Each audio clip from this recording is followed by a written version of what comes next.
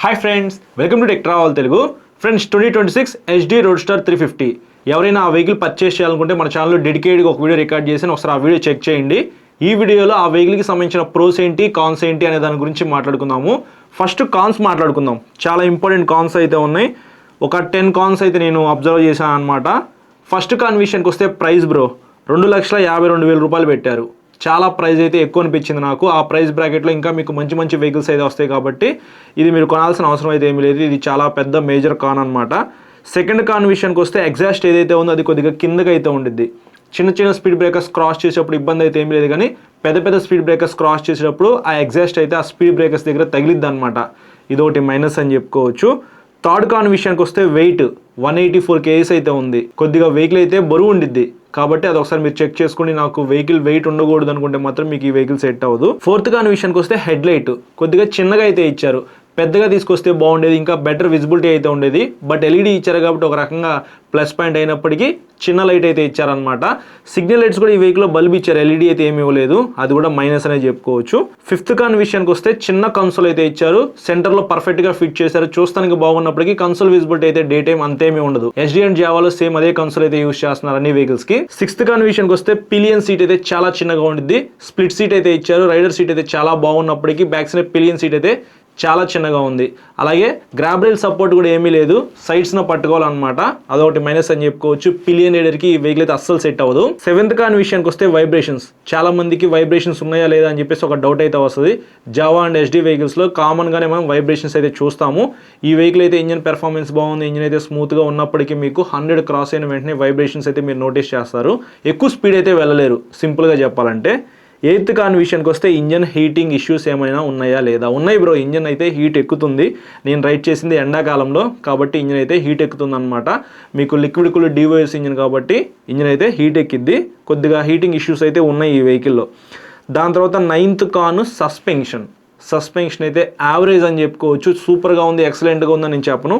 నాకైతే మాత్రం యావరేజ్ అనిపించింది. కొద్దిగా స్టిఫర్ సైడ్ అయితే ఉందన్నమాట. మరి అంత స్మూత్గా అయితే ఏమీ లేదు. సో మీరు బంప్స్లోకి వెళ్ళారనుకోండి, మీరు అది ఫీల్ అవుతారనమాట. అదొకటి నాకు నచ్చలేదు. ఫైనల్గా 10th కాన్ విషయానికి వస్తే టైర్స్ గ్రిప్ యావరేజ్ అనమాట. మరి అంత వైడ్ టైర్స్ అయితే ఏమీ లేదు. ఫ్రంట్ 100/90 18 ఇంచ్ టైర్ అయితే ఇచ్చారు. బ్యాక్ సైడ్ 130/80 17 ఇంచ్ టైర్తో లభిస్తూ ఉంది. మరి అంత వైడ్ టైర్స్ కాదు కదా. కార్నరింగ్ చేసేటప్పుడు చూసుకొని మీరు కార్నరింగ్ చేయాలన్నమాట. స్కిడ్ అయిపోయి కింద పడిపోయే అవకాశం అయితే ఉంది. ఎక్కువ స్పీడ్ వెళ్ళినా సరే తడిగా ఉన్న చోట కానీ ఇసుక ఉన్న చోట కానీ మీరు ఈ వెహికల్ ఎక్కువ స్పీడ్ పోనిస్తే మాత్రం ఖచ్చితంగా వెహికల్ అయితే స్కిడ్ అయిపోయింది అనమాట. సో నాకు అనిపించిన కాన్స్ అయితే ఇవి. ఇప్పుడు ప్లస్ పాయింట్స్ చూద్దాం. ఫస్ట్ ప్లస్ పాయింట్ విషయానికి వస్తే లుక్స్ బ్రో. చూస్తానికి వెహికల్ అయితే చాలా బాగుంది. హార్లీ డేవిడ్సన్ వెహికల్స్ ఉంటాయి కదా కొద్దిగా పెద్దగా, అట్లా అయితే ఉండిద్ది అనమాట. దూరం నుంచి చూడగానే ఒక పెద్ద ప్రీమియం వెహికల్ ఫీల్ అయితే వస్తుంది. నాకైతే అది చాలా బాగా నచ్చింది. సెకండ్ ప్లస్ పాయింట్ విషయానికి వస్తే సీట్ కంఫర్ట్ అయితే ఈ వెహికల్ చాలా బాగుంది.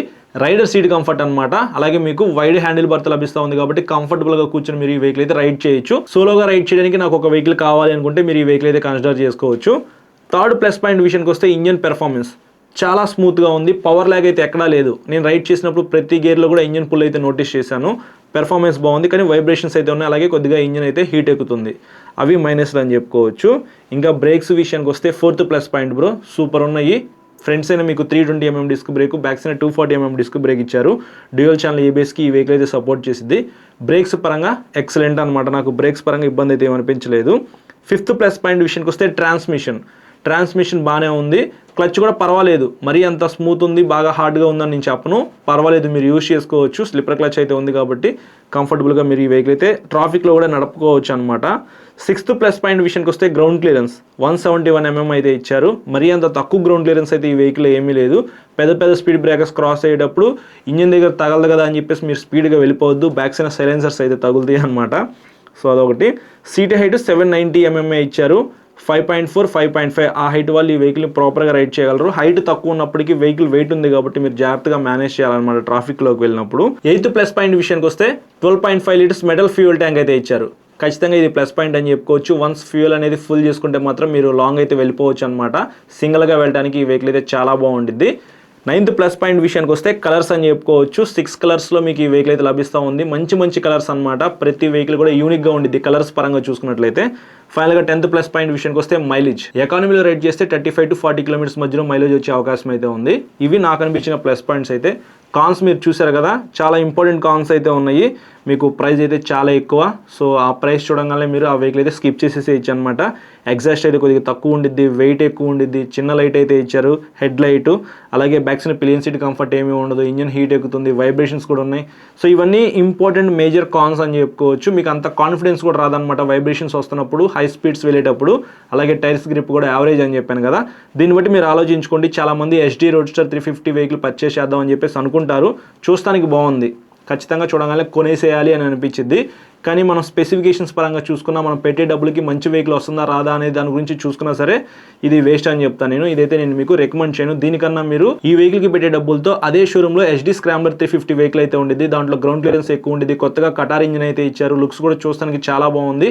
ఆన్ అండ్ ఆఫ్ రోడ్కి అయితే ఆ వెహికల్ అయితే యూజ్ చేసుకోవచ్చు, లాంగ్ రైడ్ వెళ్ళడానికి బాగుంటుంది. ఈ వెహికల్తో కంపేర్ చేసుకుంటే ఆ వెహికల్లో పిలియన్ సీట్ కంఫర్ట్ అయితే కొంతవరకు బెటర్ అనమాట. కాబట్టి దీంతో కంపేర్ చేసుకుంటే ఆ వెహికల్లో చాలా మంచి ప్లస్ పాయింట్స్ అయితే ఉన్నాయి. దానికి సంబంధించిన ప్రోస్ అండ్ కాన్స్ వీడియో కూడా ఆల్రెడీ మన ఛానల్లో రికార్డ్ చేసి అప్లోడ్ చేశాను.